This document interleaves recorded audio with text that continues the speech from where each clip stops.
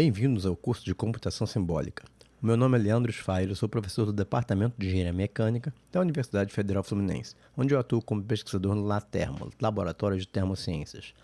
Bom, nessa aula a gente vai começar a olhar a seção 3 desse notebook aqui, que é a seção de personalização. Vamos começar vendo a subseção 3.1, novos atributos, Protected, Read Protected e Locked. Então, nessa subseção, a gente vai ver esses três novos atributos, tá? Atributos, de uma maneira geral, já foram introduzidos antes, a gente já viu isso em outras aulas, tá? E agora a gente vai falar desses três específicos, né? A gente começa definindo primeiro uma função g de x igual a 4, simples definição, tá? E a gente verifica a definição com definition, tá? E com a função information, né? E aí, se a gente também perguntar quais são os atributos dela, a gente vê que não tem nenhum atributo definido para ela, dá uma lista vazia, tá? E aí, o que a gente vai fazer agora é definir um atributo protected para essa função. Então, a gente botar set attributes, tá? G protected. E o que acontece quando a gente vai tentar modificar essa função, ele dá uma mensagem de erro dizendo que a função é protegida. E aí, se você verificar quais são os atributos da função, você vai ver que, de fato, ela está como esse atributo protected, tá? Então, e a gente, se perguntar a função definition também, a gente também ele mostra a definição associada a Z, a G, dizendo que o G tem um atributo protected. Então, isso gera uma definição associada a G também. Tá?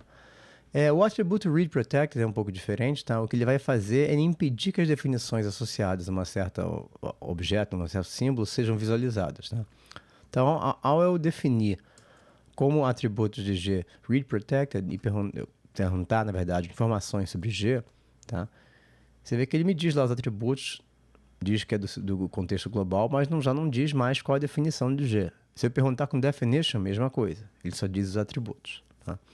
Mas você pode continuar utilizando a função, e nesse caso, você chamar G de x, ele vai te dar o 4, que foi uma definição simples. Mas você podia ter uma definição mais complexa, que você só teria o resultado, na verdade, numérico da função, por exemplo. Tá? Ao remover o atributo protected da função, tá? Então, eu removi aqui o atributo com clear attributes, tá? Você continua sem ver a definição da função, porque ele continua tendo esse atributo protected. Então, read protected. Tá? Então, o atributo protected ele impede a função de ser modificada, a definição de ser modificada, enquanto o atributo read protected impede você de ler qual é a definição. Tá? Mas agora que eu tirei o atributo protected, eu consigo mudar a definição, entendeu? Mudei, então se eu calcular G de 2 aqui, você tem lá o 13, tanto faz o que eu chamar aqui, porque independe, não depende de X a definição, né? Mas quando eu chamo a definição, de novo, ele não mostra porque ela continua com o atributo read protected, tá? Então é uma forma de você esconder uma definição, por exemplo, mas continuar podendo utilizar a função, e se ela não for protected, você consegue mudar também a definição, tá? Por último, o atributo lock, ela impede que os atributos, né, sejam removidos, tá? Ou que seu símbolo seja removido do contexto atual. Tá? Então, por exemplo, se eu setar agora os atributos de G para locked, pergunto lá, né, informações sobre G, ele continua não mostrando definição porque ela está ainda como read protected, e agora ela está como locked. Tá? Então, mesma coisa, tem os atributos ali.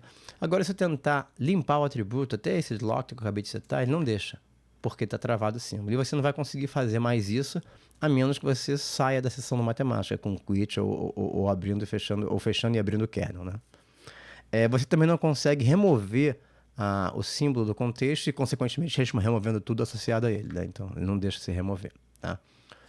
Todavia, você consegue mudar a definição, tá, da função, porque o atributo protected, que impede a definição, ele foi, na verdade, removido antes da gente atribuir locked, na verdade, à função. Então, eu consigo modificar a definição. Tá? Então, eu consigo modificar e eu consigo também limpar as definições com clear. Tá vendo? Não tem problema nenhum, porque o clear ele atua nas definições da função. Você pode fazer isso porque ela não é protected. Mas se você tentar fazer o clear attributes remove, ou até o clear all aqui embaixo, ele não vai deixar uma mensagem de erro, porque o clear all, além de limpar as definições, limpa os atributos associados à função. Então, dando continuidade, a gente vai passar para a subseção 3.2, modificação de funções da matemática. Bom, a gente já viu anteriormente como é que a gente define funções e tudo, né? E agora o que a gente vai tentar fazer, mostrar como é que consegue fazer, é como é que você altera a definição de uma função de matemática. Se você simplesmente pegar uma função que já tem definição e você tentar alterá-la, você tem a mensagem de erro que o símbolo é protegido. Então, o que acontece, na verdade, é que as funções de matemática todo, né, que são as funções que vêm já com matemática, que estão inseridas no contexto system, tá? Elas todas têm esse atributo protected, tá? Justamente você não conseguir mudar a definição por engano, digamos assim.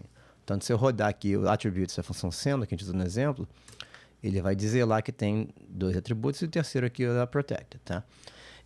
A gente viu que você tem como mudar os atributos, né? Da função. Você tem como mudar porque essa função não tem um atributo locked, e aí isso é de propósito para você conseguir mudar, né? Porque se tivesse, você não conseguiria mudar, tá? E você mudando esse atributo, você consegue modificar a definição. Então, você poderia fazer isso com attributes diretamente, alterando a definição, ou com clear attributes, removendo isso. Ou você pode usar uma função para isso, né, que é a função unprotect. Então, ao fazer isso, você mudou os atributos do seno, você removeu o atributo protected. E com isso, você consegue mudar a definição de seno. Agora, o seno de x, ele calcula x ao quadrado. Tá? E aí, outra coisa interessante é que se você quiser mudar a definição para o original, basta você usar um clear. Então, o clear não vai deixar o seno sem definição. Ele apaga a definição que você fez, tá? E volta para a definição original tradicional, tá? E aí, o que você pode fazer quando você mudar uma definição que você não quer que ela seja alterada sem querer, você volta a proteger a função, quer dizer, volta a adicionar o atributo protected na lista de atributos da função. E você pode fazer isso como definindo a função attributes associada à função, ou com set attributes, ou então usando essa função protect, que seria o oposto de unprotect, né? Então, protect seno aqui, ele vai gerar, botar de volta lá como atributo do seno, protected, tá? E aí, na verdade, você pode, na verdade, sempre alterar, então, o atributo de qualquer função com protect e unprotect, não só com funções de matemática, tá? E aí vamos ver agora, na verdade, algumas modificações úteis, na verdade, né, em funções de matemática, entendeu? Que facilitam, especialmente, modificações que vão facilitar a manipulação simbólica, né? Então, a primeira coisa que a gente vai ver aqui é a manipulação, quando você está fazendo algum desenvolvimento matemático, alguma coisa, é comum você somar equações, né? E se você tentar fazer isso no matemática, ele não soma as equações, ele indica uma soma, mas ele não soma as equações no sentido de somar o lado esquerdo com o lado esquerdo e o lado direito com o lado direito, mantendo uma única igualdade, tá? No entanto, a gente consegue modificar isso, né? E o que a gente faz é a gente modifica, na verdade, a função equal, né? E aí a gente tem que desproteger a função, tem unprotect equal, depois a gente protege no final, mas aí a definição é que está aqui no meio. Então, na verdade, você vê que a gente usa aquele tag set para fazer isso aqui, porque a gente quer que a definição seja associada à função equal e não à função plus, tá? Porque se eu não fizesse isso, ele ia tentar fazer a definição da função plus, que é a função mais externa. Então, a gente usa aquele tag set, que é o equal barra 2 pontos, né? E aí é que é a definição, que eu tenho o plus, né? Um equal, outro equal, né? Então, basicamente, eu poderia escrever isso aqui até como na forma com sinal de igual mesmo, mas acho que fica mais fácil e mais claro de entender que escrevendo na forma completa, tá? Então, basicamente, um equal de A, vírgula B mais um equal de C, vírgula D é igual a um equal de A, vírgula C, né? De A mais C, vírgula, um equal de B mais D. Então, basicamente, estou somando o lado esquerdo da equação com o lado esquerdo da outra equação e o lado direito da primeira equação com o lado direito da segunda equação, tá? Então, ao rodar isso aqui, tá, e tentar agora fazer a soma, você vê que funciona a soma de equações, tá? Outra modificação que é bastante útil é você multiplicar uma equação inteira por um símbolo que não seja uma equação, naturalmente, e esse símbolo ou número, que é um objeto que não seja equação. E essa multiplicação se aplicar aos dois lados de uma equação, né? Então, ao fazer isso, a matemática não faz a operação porque isso não está no rol, na verdade, de definições das equações da matemática, tá? Então, para isso, a gente adiciona outra definição, tá? Que aí, de novo, a gente está desprotegendo, está reprotegendo. Isso tudo você poderia fazer tudo de uma vez só, que a gente está fazendo aqui na aula um por um, né? Eu poderia também ter desprotegido o equal aqui em cima, fazer todas as definições lá no final proteger, mas eu estou fazendo de uma forma coerente aqui, conservadora, digamos assim, para vocês se acostumarem a não deixar de reproteger a função depois, tá? Então, olha só, aqui eu tenho uma equação, lado esquerdo, lado direito, vezes um C. E o que esse C o modelo do CDIS, ele pode ser qualquer coisa menos uma equação, porque não faria sentido multiplicar uma equação, aparecer uma equação em cada lado, multiplicando, né? Ia ficar estranho. O que você poderia no futuro é fazer uma definição com uma equação vezes a outra e multiplica os dois lados igual ao plus. Mas a gente não vai fazer isso nessa aula, não. Então, olha só. Se eu tenho uma equação vezes uma coisa que não seja equação, ele pega esse C e multiplica esse C nos dois lados da equação. Simplesmente isso. E agora, a minha tentativa de multiplicar uma equação por 4 ali, multiplica o 4 nos dois lados. Tá? E aí você vai ver que já tendo feito essas duas coisas, a gente consegue fazer operações com a equação, né? Coisas que são tradicional, na verdade, na hora que você está fazendo uma derivação de alguma passagem matemática, né? Você pega, ó, eu peguei a primeira equação, subtraí dela a segunda multiplicada por 2 e somei nela a terceira. Então, funciona, tá?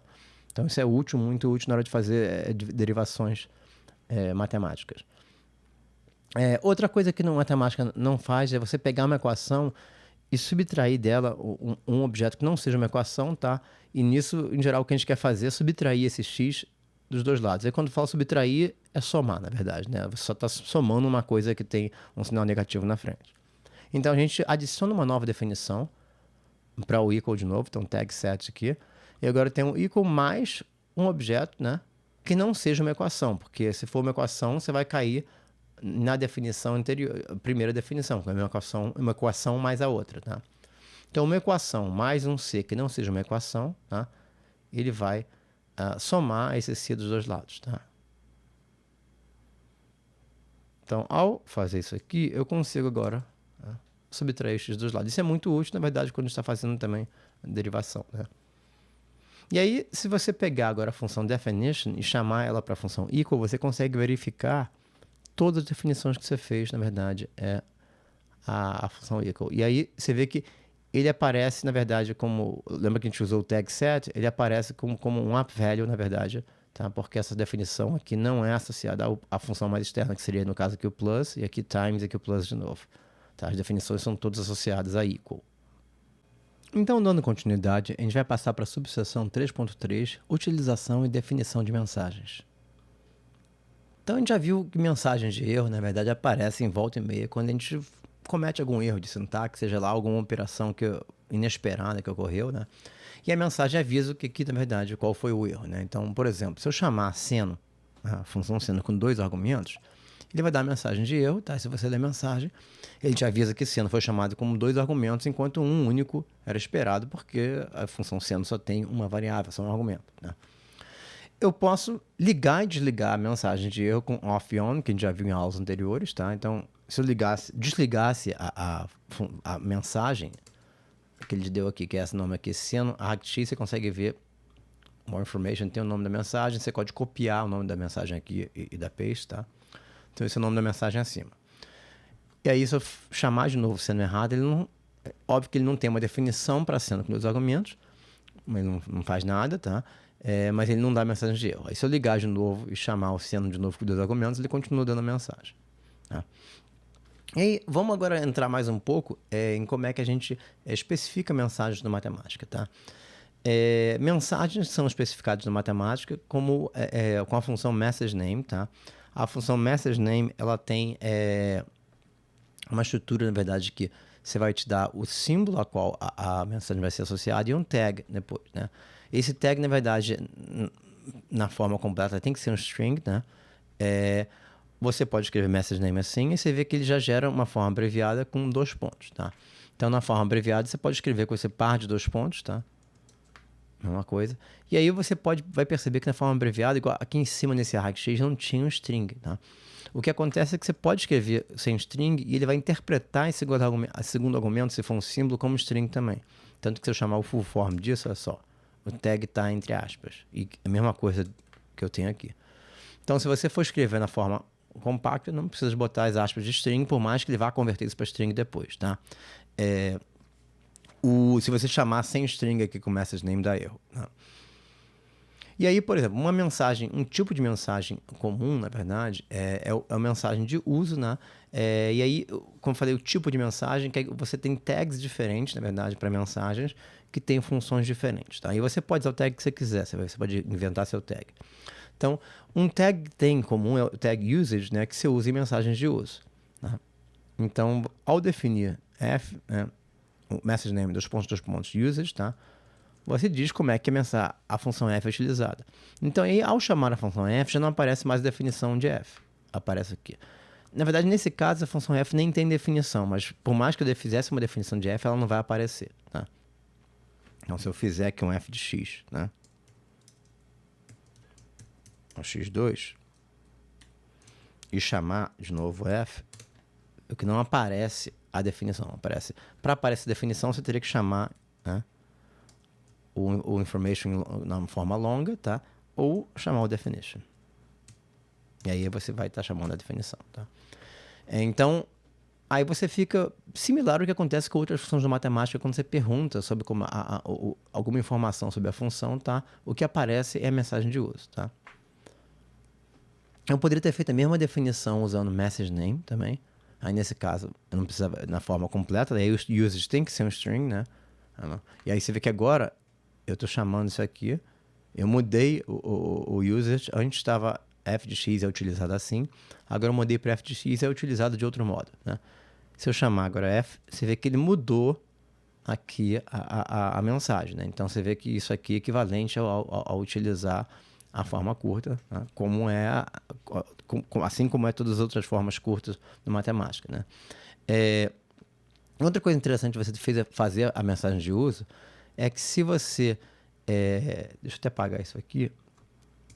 Se eu digitar F e digitar um atalho Shift Command K, no Mac, se for no Windows é Shift Ctrl K, ele não só mostra a mensagem de uso, tá?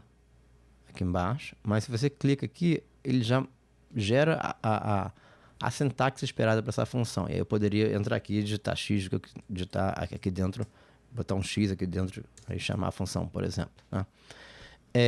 Óbvio, para a função de uma variável isso não é muito interessante, mas quando você tem funções que tem várias variáveis, você sempre esquece o número de variáveis que ela tem que ser chamada, isso é bem útil. Então, por exemplo, se eu definir uma nova função, na verdade não estou nem definindo a função, estou definindo uma mensagem de uso para a função, tá? F1 de 3 variáveis, tá? Mensagem de uso está ali, tá? E agora se eu digitar F1 e Shift Command K, ele aparece mensagem de uso, e se eu clicar aqui, ele mostra lá os três argumentos que a função tem que ter. Tá? Então, você acaba tendo uma certa utilidade se você utiliza muitas funções e você, às vezes, não lembra quantos argumentos que a função tem que ter. Tá? Outro tipo de mensagem que a gente usa direto são mensagens de erro. Tá? E aí, sim, eu estou botando erro aqui, mas eu posso botar o texto que for, na verdade. Eu que escolhi botar erro, né? Porque você pode ter vários erros. Tá? Então, em geral, você tem erro 1, erro 2, tá? E não tem que ter uma regra, porque você vai chamar essa mensagem explicitamente depois. Então, vamos definir essa mensagem de erro para f deu erro, por exemplo. E aí, essa definição, essa mensagem de erro, ela é chamada usando a função message. Então, viu? Quando eu chamo message f e o nome da mensagem, né? Você chama a mensagem de erro. E aí você pode chamar isso no meio de uma computação para quando dá erro, o matemático te avisar da forma normal que ele avisa o usuário quando ele usa outras funções de matemática que ocorreu um erro, né?